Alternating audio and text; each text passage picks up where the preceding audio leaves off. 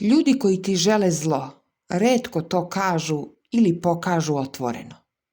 Oni vole da deluju iz pozadine, tiho, ali uporno. Ne dolaze sa nožem, već sa osmehom koji te polako truje. Ako prepoznaš ove znakove na vreme, možeš da sačuvaš svoje zdravlje i unutrašnji mir. Prvi znak. Čine sve da se osjećaš krivim čak i kada nisi. Uvek nađu načina da ti prebace nešto, makar to bila tvoja sreća, uspeh ili odluka da se zauzmeš za sebe.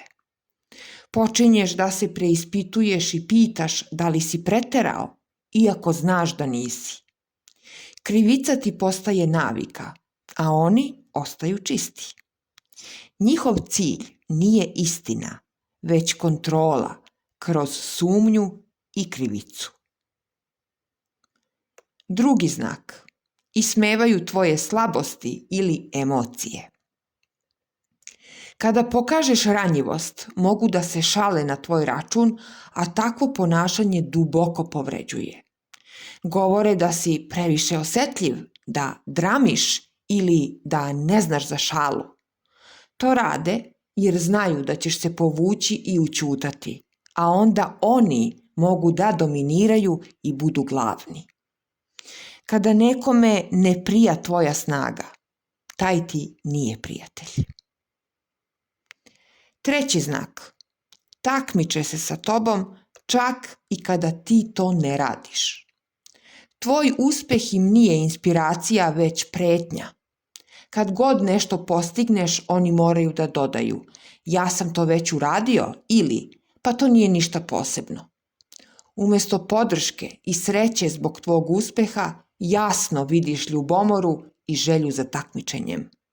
Oni ne žele da ti budeš uspešan i srećan. Žele da budeš mali i neprimetan.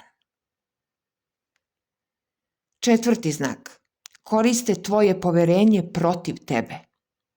Ono što si rekao u poverenju ili u trenutku ranjivosti koriste kao oružje protiv tebe.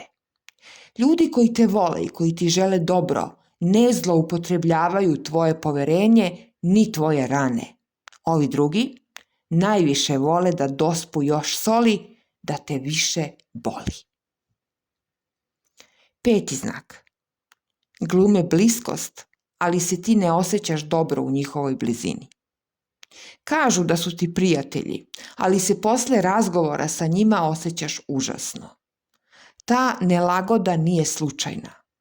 Ona je signal koji tvoje telo šalje kada duša ne veruje osmehu sa druge strane.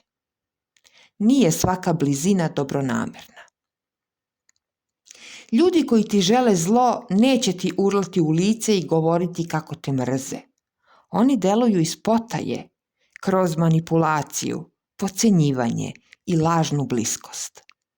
Tvoj zadatak nije da ih menjaš, već da ih prepoznaš i zaštitiš sebe. Od svih ljubavi koje osjećaš, ljubav prema sebi mora da bude najjača. A nju pokazuješ kada se distanciraš od ovakvih ljudi. Ako ti se video dopao, podeli ga sa drugima i na svojim društvenim mrežama. Hvala.